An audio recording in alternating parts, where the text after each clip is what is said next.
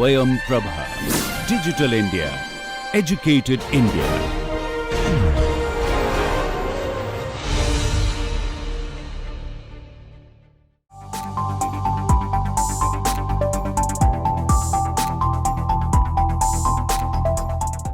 Okay, good morning again.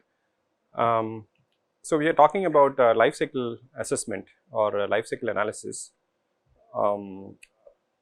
So this LCA analysis is done as per some ISO standards, and the main scope of doing this is that whenever you do something, a process, a product, a service, we are not just only looking at its functional role, but we are also looking at what are the impacts of these activities to the environment. Okay, what is the energy material requirements, what are the pollutions, what are the emissions, what are the waste generated. So I think this is more of a more integrated approach to justify ourselves that whatever we do, products, processes, services, are something that is sustainable, something that you can do over and over without really depleting natural capital. So in that line of thoughts, we presented few examples in the last class. We are talking about some plastic resins. I think I presented PET resin as well as PLA resin. And then we looked at these 4 different steps. Okay, first we set up the goal and purpose of doing this. Why do we want to do it? What are the goals? What are the boundaries? Right? So then we make assumptions. Okay, are we talking about cradle to gate approach, cradle to grave approach, or cradle to cradle approach? And then various other database, inventories, all that goes in. And then finally, basically we have a comparative statement. We can compare between different plastic resins and then look at which of them give more sustainable outcomes and which are more could be harmful. So we can actually have a better judgment of which material we should be using. Okay. So compared to PET and PLA, as per the resin, okay, just about the resin formation alone, we saw PLA seems to be more sustainable than PET. Okay. So that's only cradle to gate. You are only just stopping the analysis up to the formation of the plastic resins. So now we extend that approach further down. Let's say you take this resin and make some products. Now we are entering into another level of processes, and again we have to look at, okay, up to resin it's fine, but what about the products? Okay, so whether the conclusion remains the same. When we make a product out of PLA and PET, can we still say PLA is better than PET? Okay, those are the questions we want to ask, because up to resin making the processes are different. When you make a product out of these material, you have entirely different kind of processes, impacts. Okay, so therefore, when we talk about these plastic products, we often include the end of life option also. Okay, we think about the product and then what happens to the product after use. Okay, are we going to do landfilling, incineration, waste to energy, composting, recycling? Okay, so if you include that, then you can actually have a better judgment about what we should be doing. Okay, so that's the context what I want to talk about today. Today I will take one particular example of sustainable packaging, especially food content, disposable food containers. Okay, we all relish biryanis, right? We all order biryani. It comes in a container, right? And after we use, mostly we discard them. We don't really recycle. We don't really take care of it, right? So packaging is very important. So I'll talk about I think maybe 4 different kinds of LCA analysis done by different agencies, different software, different companies, and then you will see that largely the conclusions are quite inconsistent. I mean, what you can judge from one analysis, you can prove something opposite in another analysis. This is because the assumptions and boundary condition scopes could be a little different. Okay, as we are all chemical engineers or engineers in general, we are all used to calculate things, right? We actually do some calculation, we do some material balance, we do some energy balance, then we have boundary conditions, initial conditions. Our results largely depend on these initial conditions and boundary conditions. Same thing here also. Okay, the analysis can give you different results if you change the boundary conditions, assumptions. Okay, so don't get perplexed by looking at all these 4 categories, which all show different outcomes. They are showing different outcomes not because they are inconsistent, it's because the boundary conditions are different. So that's why setting the scope is very important for LCA analysis. Okay. Okay, so with that introductory remark, let's go back to the lecture here. So just a few remarks which we have already said before. Plastics are used for various applications. Okay. Among these, the packaging application dominates the entire plastic industry. Okay. Roughly about 30 to 40% of the plastic produced are actually going to the plastic packaging applications. Okay. So therefore, if at all we want to talk about sustainability, maybe that is the first thing we should look at. Can I come up with a sustainable packaging material? Because that's where a lot of plastics are being used. Actually, the packaging material is the one that is also have a shorter life. The moment you open the package, the packaging material has no value, it's thrown away. Okay. So large volume, short life, can we replace them with sustainable material? So that's a context. Now, when we say sustainable packaging, what are the options we have? Well, we can think about using plastics sourced from biomass or renewable sources, which we call them as bio-based plastics, or maybe recycle a plastic. If the plastic is already used, can I recover, reuse it, put it back into the same use, so that you don't depend on the virgin plastic anymore. So that is also one sustainable approach. Okay. Sustainable material doesn't mean it has to be always bio-based material. It can also be recycled also. And the purpose of doing LCA typically is to compare between, if I want to make the same product with the 3-4 different kinds of material, one could be bio-based, other can be petroleum or fossil based, something can be recycle based. So these are the choices you have. When you do LCA analysis, you will be able to say which material option we should choose. Right. So that's why the LCA becomes a very important framework to make a decision about how we can translate to a sustainable packaging industry. Right. So here is some example. If I'm thinking about bio-based polymers, then we are talking about PLA, polylactic acid, PHA, polyhydroxyalkonates, TPS, thermoplastic starch, right? And then if you think about recycled options, we have PET recycled, HDPE recycled, and then to some extent polystyrene PP also. Okay. So these are all petroleum based products, but still if you have a good strategy to recycle this, you can also put it back into this. So when we do LCA, we are trying to compare, if I make a container with the PLA versus PET, or PLA with recycled HDPE. Okay, so you can make different combinations and then you can look at what are the best choices for us, right? Now, here I am going to talk about 4 different LCA studies. In all of them, we still follow the 4 steps. We will set up the goal. Since this is about sustainable packaging, our goal is to determine environmental impact, energy needed, waste generated in the production of sustainable packaging, plastic packaging with either bio-based and or recycled plastics. Okay, so that's largely the goal. And we often do this cradle to grave approach because once you make a product, this product is used and then discarded. So what happens to the discarded product? Okay, so we need to look at whether it is recycled or incinerated or energy converted and so on. So once we have this situation, then we can compare the impacts, the environmental impacts of products made up of, let's say, virgin plastic, PP, PS, PLA, PHSA, etc., etc.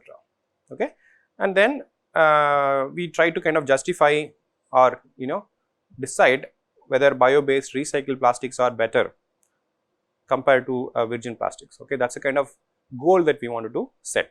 Okay, so now for all the 4 studies, I am grouping the goals in one slide, so I don't repeat it again and again. Okay, so largely as far as the sustainable packaging is concerned, for LC analysis, the goals are typically set like this. Okay. The second thing is about inventories. So if you may recollect that inventories means that you have to know what are the material, energy, water, utility that goes into the process of making the product. So now if I want to think about a product made up of PLA, I have to start from producing PLA pellets itself, which we saw in the previous classes. Okay, you might have seen this diagram. where we think about production of corn, harvesting it, drying it, processing it, transporting it to the wet mill, and then there you do dextrose sugar production, then lactic acid production, then lactate production, then polylactic acid production, and then making into a granule. Up to this we have seen. But in this case, if you want to make a PLA product, the procedure does not stop here. It continues further, going to pellets to extruding the PLA pellets into a plastic container, whichever shape that you are thinking about, cups, plates, boxes, containers, whatever it is. Okay. So, once you make these containers, you basically pack them into trays, and then you transport these trays to some retail outlets, okay, maybe Sangeeta or Talapakati, okay, you take to the containers, and then the consumers use the PLA container in their home, they unbox it, they consume the whatever that is packed, and then also about collecting the compostable plastics for compost incineration. So, you see the end of life is also included in this step. We are not just only not talking about production of PLA container, but also production in the plant, transporting it to the consumer is doing something with it, he is packing with something else, then he is giving to an end customer who is actually consuming the product, disposing the container. And then there should be another mechanism by which that container is collected after use, municipal waste management systems or other way of collecting it. Then what do you do with this? Okay. So, again you have to transport to another facility where it can be incinerated or composted or landfilled, whatever it is, right. So, this entire thing is what we call it as a cradle to grave. Cradle is here, we are producing somewhere here, grave is the final end of life options. In this entire thing, we want to assess the impact. So, here I was giving an example of PLA, which is a bio based. Let us say if I have a PET container, same container, instead of PLA I can make it with PET also. Again we start with how PLA is made. Again you start with the natural gas, crude oil, formation of ethylene, ethylene oxide, ethylene glycol, and then the terephthalic acid, and then reacting them esterification into a PET, and then granulating it, and then you basically have PET granules. This we have seen already in the case of PET resin making. So, now you do not stop here, you take the PET, transport to another facility where it is extruded into a container, and then again the containers are packed, shipped to the retail outlets, and then the consumers use the PET for packing something, and then again collecting it, and then dealing with the end of life. So, the steps for the grave, cradle to grave are same for PLA and PET. Okay. You see the only difference is this: in the resin making there are some differences. Okay. So, now we are taking things together in the formation of the resin to formation of the product to what are the end of life. Okay. So, all that is taken into account. So, when you think about inventories in the second step, okay, the database that we are going to use should have all the information related to this, right. It is an enormous amount of information that is needed, right.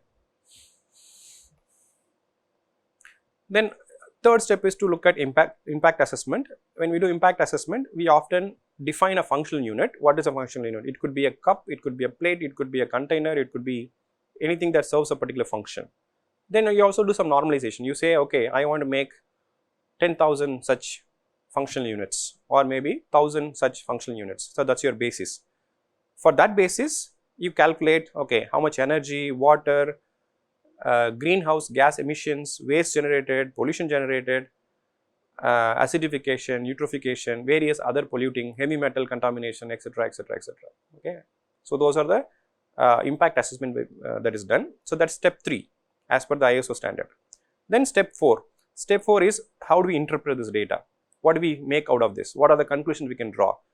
So, here again we have to make sure that the goals are achieved at the end of the LCA cycle. That means the database should have adequate information to calculate the things that you wanted to calculate, that is set in the goal. And then we also have to check whether the database is consistent in terms of comparing with similar set of data sets, regional specifications, etc., etc. Okay. And then also sensitivity analysis. What if there is some error in some of the data? How does it conclude, change the conclusion? So, sensitivity analysis is also part of the LCA analysis. So you can see that as far as the sustainable plastic packaging product is concerned, we have set out all the 4 steps. Okay, setting up the goal, deciding the inventories, impact assessment, and then interpretation. Okay, so now I am going to the specific cases of each study, in which case I will not show each step again 1, 2, 3, 4. We will largely look at the impact and then conclude what we have learned, right. So the first case study is to basically looking at the goal is the following, that what are the environmental impacts of polystyrene, paper and PLA based packaging material. Okay, so material choice is given, and this particular study is from Franklin and Associates, and the reference is given here. So here they talk about formation of cups, plates and clamshells. So the clamshells are basically this kind of dabba you have seen, right? You can close and open. You would have seen this kind of containers for let's say storing fruits, sometimes even sandwiches also. So those are called clamshells, and the materials are here. As I said, polystyrene, could be paperboard, it could be PLA. So this paper, this report actually gives a lot of data for cups, plates and clamshells, but here I am taking only the clamshell approach, clamshell as an example. So what are the assumptions? So the calculations are done for 10,000 clamshell containers, and they have taken 2 materials in this particular clamshell, that is general purpose polystyrene and then PLA. Okay, so one is fossil fuel based, another one is bio based. So here they did not consider PLA's composting. So PLA can be composted as one possible end of life, but they did not include that in this analysis. So that means whoever is going to make this clamshell with PLA or with the with PS, they are not looking at composting as an option. It has to be something else. What is that? They are talking about cradle to grave analysis with a choice of 80% of this end use will be landfilled and only 20% is converted into energy. Okay, you burn this, incinerate it and then generate energy out of this. So this end of life choice, you may say why 80 to 20%, why can't be 50-50%, right? So this largely depends on where this container is used, which government agency or which local government agency is going to handle this waste. It could be a city like maybe Chennai, where we know the data wise 80% of the things are actually landfilled, only 20% is converted into energy, because converting energy also requires investment and pollution is also another issue.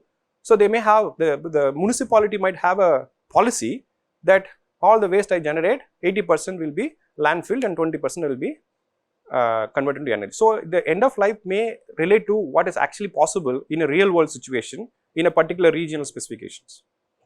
Okay, this is something that maybe the producer cannot decide. Okay, so sometimes you have to look at the reality check, what is possible end of life for this product in a given location. Suppose if the same product were to be made in Germany, for example, where the recycling facility, composting facilities are more, you could actually make a change in the end of life option saying landfill is 0%, incineration may be 10%, 90% may be recycled.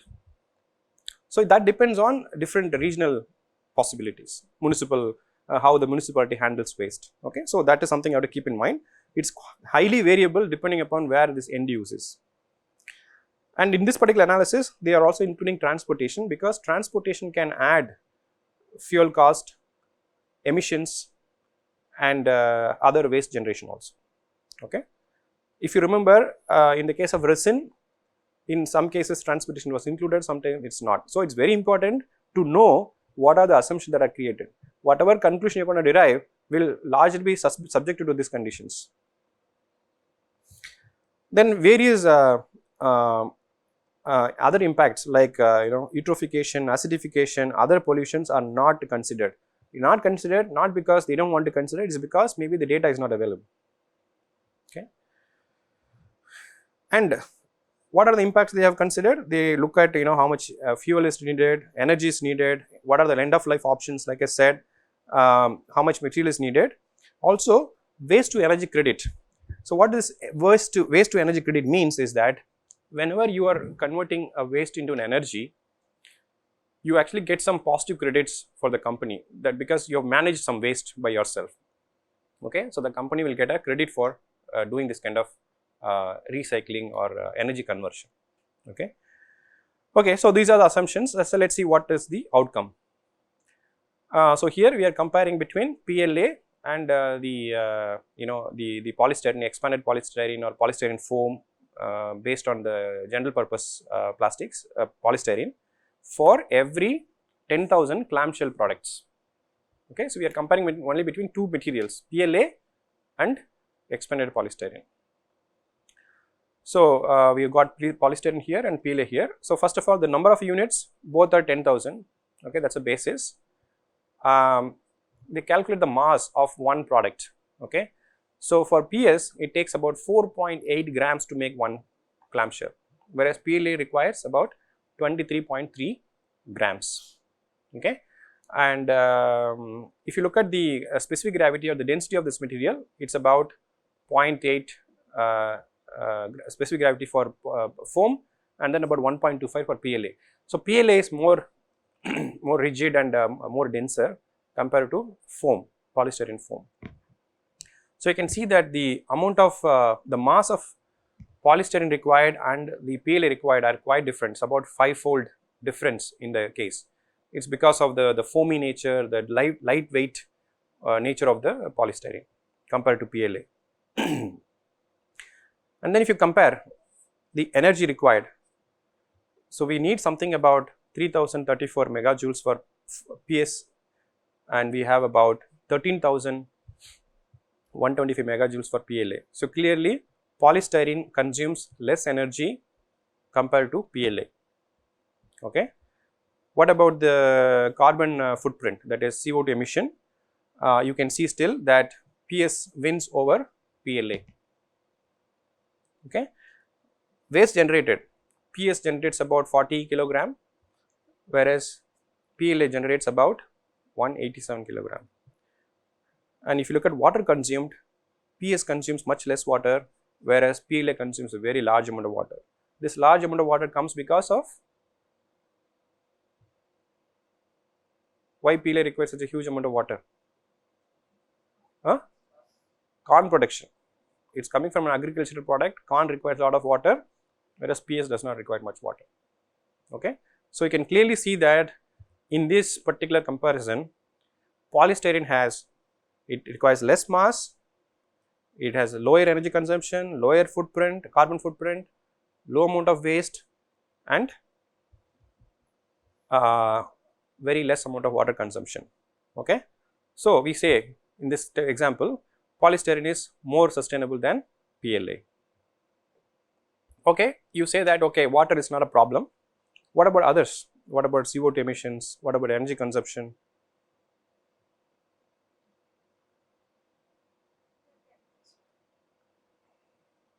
So is it surprising to you?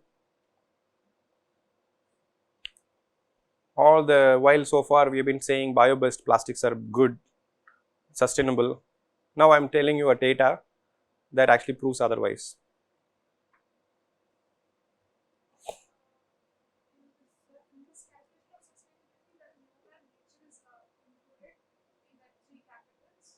What do you mean? No, the inventories have all that. No, you look at energy. Energy is a natural capital. Water consumption is an energy capital. Solid waste generate. Tell me what it is. Yeah, tell me what it is. What is that I missed?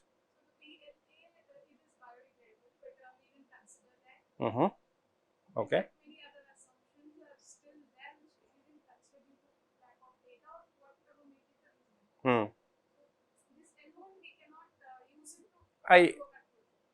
Okay. This alone is not enough to come to a conclusion. Okay, I have a very neutral feeling about this. Okay, fine. What else? What else?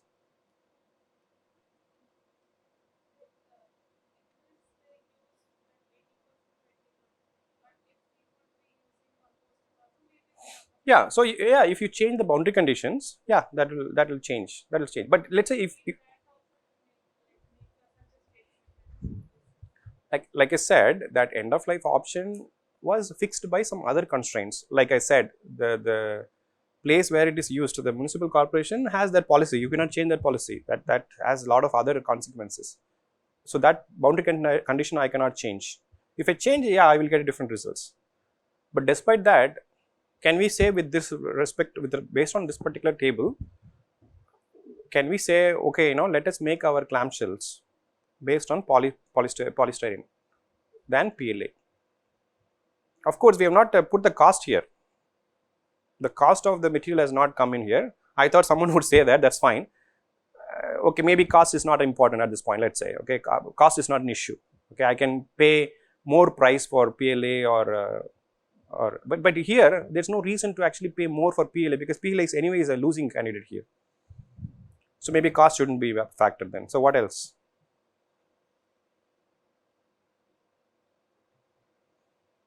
Look at this data very carefully, and I'm saying, so yeah, I mean, keep an open mind. Don't presume that PLA has to win. It's not that. It's not always like that, right? So it's not that PLA has to always win. So keep an open mind. Look at the data very carefully. This is clear data to show foam PS is more sustainable than PLA in terms of CO2, in terms of waste, in terms of water, in terms of emissions. Why are you not agreeing?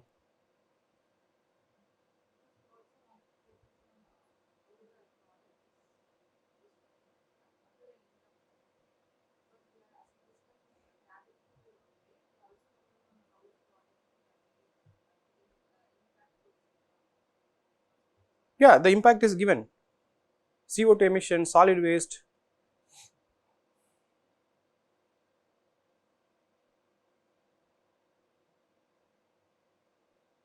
What do we do?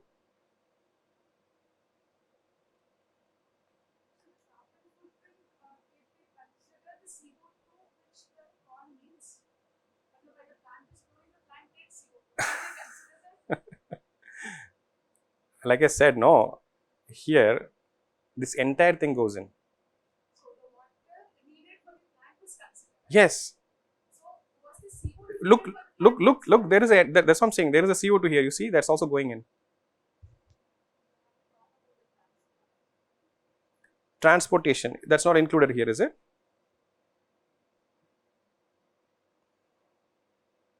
It says included, no?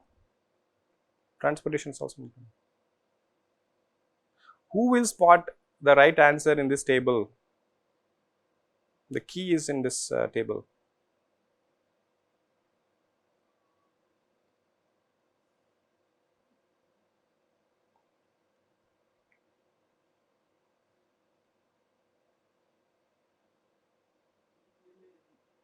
Huh? That option we didn't conclude, no? We said we are not recycling, we are only doing a land. We are doing landfilling and incineration. That's it. No other option in this case. So the point is not to change the boundary condition and make a different conclusion. That is not the point. The point is to make sense of this. Better. Okay. That's all I want to hear. So you say, okay, as per this data, PS seems to be okay, and you don't have to have a bad feeling about it. Yes, maybe change the boundary condition, like I said. Change that composting possibility or various other recycling possibility, this conclusion may change. But my take on this was that even without changing that, there is something we can say about it. So that's what I have here. See, this particular LCA did not include the pollution with pollution issues. It didn't say the contamination of soil with microplastic and how it may affect ecological life, eutrophication, acidification. Those things are not there. You see in the table, there is no other environmental impact to soil, to the air, to the water, to the soil. So if you include that, you will see PS will harm the earth a lot more than PLA. But conveniently, they have actually removed that in this particular assumption. Maybe they want to prove PS is better. Could be. Now, another thing I thought you would notice is that the mass of each container. See, for making one container for the same functional purpose, PS requires only about 4.8 gram, whereas PLA would require 23.3 gram because of density difference. But if you try to compare this on a per gram basis, you are then going to have a factor of 5 times more for polystyrene, right? Because this ratio of 4.8 to 23.3 is about a factor of 5. So that means this energy consumed per gram basis, if you calculate, this would be about 5 times more, so 15,000. This only 13,000. Here, carbon footprint 5 times means 0.1, comparable. Solid waste generated, this is going to be 200. This is about 187. This is going to be about 2000 plus. Okay, still less. So the conclusion is largely because we are comparing per piece, not necessarily per mass.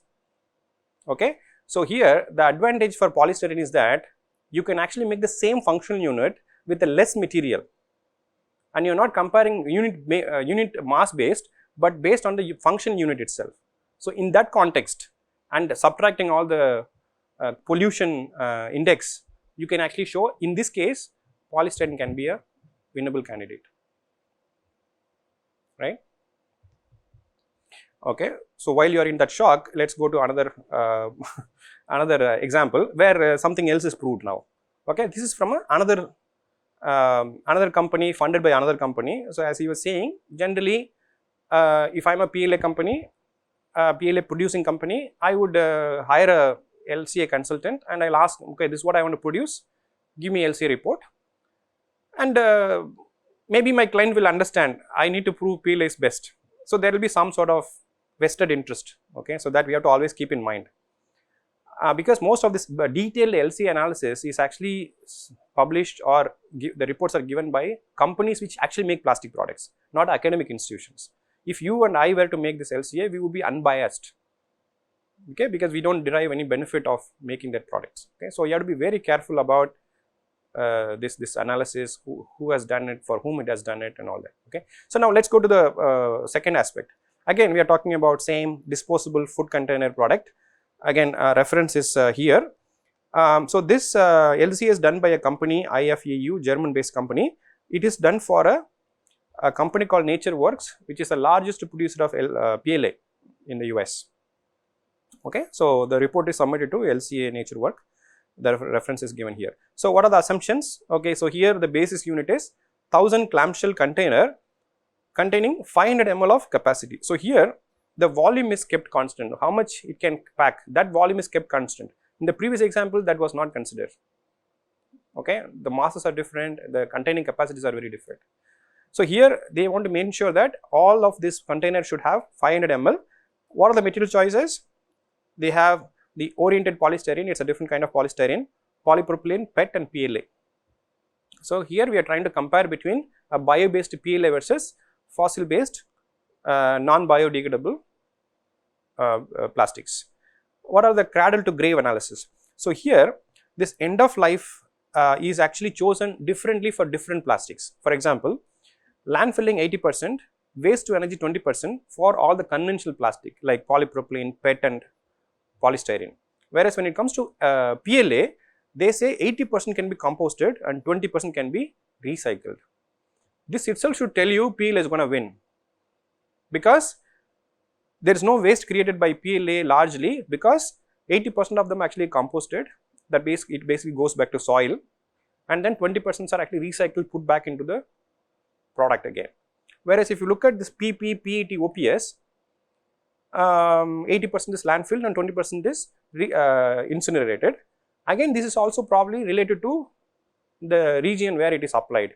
So the municipality which handle this waste probably is able to distinguish between PLA and non-PLA based products, and they may have a segregation mechanism where all the PLAs are taken out, and then that stock goes for composting and recycling, while the rest of the plastics are landfilled and incinerated. So this probably is a requirement or the option available in that particular regional space, right?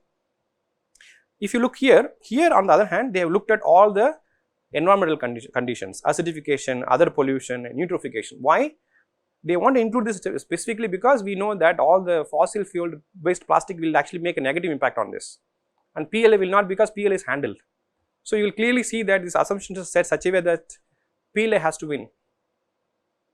Okay. In other words, other way of saying this is that PLA can actually have a better end of life compared to other plastics, and transportation is also included. Okay. So, these are the assumptions. Let us go back to the table. So, as I said, numbers. So, we are comparing between 1000 clamshells made up of PLA, PET, PP, OPS, all having 500 ml capacity. Okay. So, that the first row is the same because of the basis unit. If you look at the weight, you see the weights are again different, mainly because the volume is kept constant, but you can make in different masses because the densities are different. Okay. Each material has a different density, that is given here, right. Energy consumed, you see PLA has the lowest among the lot. If you look at carbon footprint, again PLA has the lowest, and polypropylene something next to it. And then if you look at solid waste generated, PLA has a less waste generated compared to other two. Water consumed, of course PLA consumes more water because of corn, right, corn production, whereas others are and PS also has a next biggest thing. And then eutrophication of water, soil, acidification, in all those counts you see that a PLA is relatively better, but there are a couple of examples. For example, if you look at acidification compared to PLA, PP seems to be better, but in other counts it fails. So, therefore, you can say PLA can be used with thinner walls due to high Young modulus. Okay, what I mean by that? So, if you compare here, if you compare these two, PLA and PET, PLA and PET, you are making same volume of container. The mass of PLA required is only 12 gram, whereas PET is close to 20 gram, even though the densities are very similar. That is because with the PET you have to make more thicker wall to give enough strength to hold that product, whereas PLA has much higher Young modulus. Even a thinner walled container can actually support the same functional properties. Okay. So, sometimes we can actually make use of this material property to minimize the amount of mass that we need to create. Okay. So, that is something that we can think about.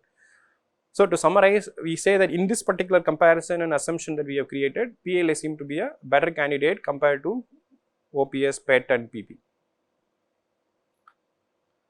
Third example, again clamshell.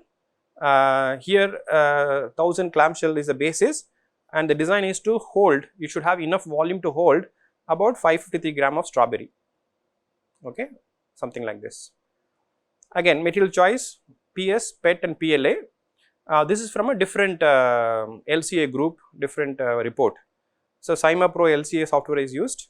So, here cradle to grave analysis with a very different kind of end of life. So, here the landfilling is 76.5% and waste to energy is 23%. PLA is not composted here. In the previous case, PLA was allowed to composting and recycling was allowed, but here PLA is not composted. So, PLA is also actually landfilled and converted into waste to energy, again maybe because they are looking at a particular option of what is there. Again all the pollutions are considered, transportation all included. Okay. So, you can see among these three the assumptions are largely similar, but there are some key differences also that you have to watch out for. So, here what we see is that basis unit 1000, and if you look at the mass, you see they are a little different depending upon the the container thickness and all that. Specific gravity is given. So, if you look at energy consumed, so PLA has the lowest energy. Carbon footprint also is comparable to PS and PLA. I mean 1.65, 0.165, 0.171, not very different. And solid waste generated is less. Water consumed as always is more because as we said corn will consume some water. And then if you look at the pollution parameters, acidifications, they also seem to be relatively better, even though in this case PLA is not composted, okay, it's still landfilled, okay. Despite that, this comparison seems to be fairly towards PLA, right. So now I think you should be more comfortable. PLA seems to be a little better option, when we consider the environmental effects. The first one did not consider that, right. So here if you look at the acidification and eutrophication of water, soil pollution, acidification, then PLA definitely is a winning candidate. So this one, the fourth one is trying to compare between PLA, which is bio based, PET, which is fossil based, but also considering a recycled PET. PET is one of the highly recycled material. So here if you can mix rPET based recycled PET based material, what is the impact? Assumptions: 1000 clamshell of equal volume, material choice as I said PLA, PET and rPET, and the cradle to grave analysis. The end of life option is the following. They have got different options for different material. As far as PET is concerned, 40% is recycled, okay, remaining 60% is landfilled. When it comes to PLA, 5% is composted, the remaining is landfilled. So you can see that you can make different choice for different material. That's because again how we manage waste, whether we're going to group all of them together and landfill, or we're going to segregate and then manage one particular waste differently, okay. So PLA can be identified, segregated, managed differently. Again, all pollutions are considered, transportations are considered, okay. So let's see what we get from here.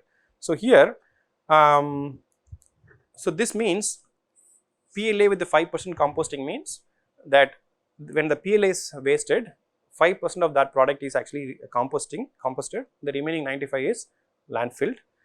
When you have this PET, you have 40% that could be recycled, okay, and then you have virgin PET which does not have any it's virgin PET basically means it's a fresh PET resin from the polymer industry. Okay, so what happens here? So we have let's start from energy. So if you look at energy, it seems that the 40% recycled PET seem to have a lowest energy compared to PLA, and if you look at emission, PLA seem to have the lowest emission. In terms of solid waste generated, PLA is lesser, and eutrophication of water again lesser. Acidification, in this case as you can see, PLA has more acidification than virgin PET and rPET, and then they have given some few other things like ozone depletion and ecotoxicity and other things, okay. So the way that this study was done, initially the study was made with 100% landfilled, they got a different result. Now they optimized the end of life option such a way that when PLA will become a winning candidate. So they found that 5% composting if you can do with PLA, it can actually outweigh the recycled PET case. Again, as you can see, it's very dependent on the boundary conditions. We should not lose hope here saying that anything is possible. That's not what we are saying. I'm just saying that there seems to be a multiple optimal point that depends on the material choice, the container specification and the end of life options, and whether you want to include the pollution information or not, okay. So depending upon all that, so this is just I'm trying to summarize all the LCA that are there in the literature that compares between various boundary conditions and assumptions, right. Okay, I think that's all I have. What I would do is so this is I will upload this data. You can take a look at this. Look carefully the table. The table is very important, and see what you learn from this table. Okay, so like I said, many times it's not like one product always wins. One product may actually have few options better compared to other. So in such a cases, we have to make a decision: can we compromise on the energy consumption or can we compromise on the emission? Which one should we, which one can we tolerate? Which one can we allow? So those are the decisions that one has to make. There is no thumb rule. It depends a lot more on economics. Economics is not at all coming in here. That also has to be factored in. What we are doing is a life cycle analysis. There has to be a financial analysis also. Okay, so it has to go hand in hand with LCA and the profit loss calculations. So subsequent to this, I will in the next lecture I will talk about grocery bags. Okay, grocery bags all of us use. Again, you can think about paper, you can think about plastics, and you can think about cotton, right? Cotton textiles, cloth bags, a lot of things. So what is your assumption? What do you think? Paper versus plastic, who will win? Huh? In terms of sustainability? Huh? Paper. You see, right, in grocery, if you go to Phoenix Mall, most of the retail outlets are now giving your things in paper bag because they think it's sustainable, but actually it's not. If you look at the amount of water that you need for producing, is actually, I will show more data in the next class, that paper bag will only win if you include the pollution aspect to it. Okay, otherwise the amount of water, amount of energy, amount of emissions, if you look at it, paper is not the most sustainable, but actually we have a perception to think paper is degradable.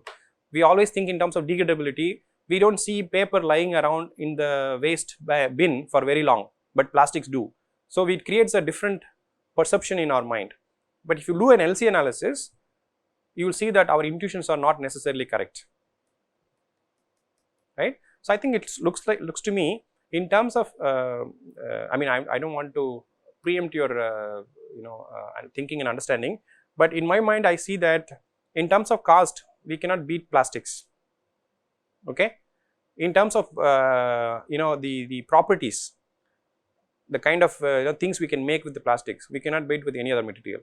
If I can somehow manage the pollution aspect of it, then I think plastic is the best case in terms of economics, in terms of sustainability. I think plastics lose big time only in the case where we don't manage it properly. Composting, incineration, landfilling, these things have to be revisited. If you have a best case scenario where all the plastic I produce can be somehow be degraded or recycled, then plastic will be the hero. Okay, with that I'll stop here and let you think about this information.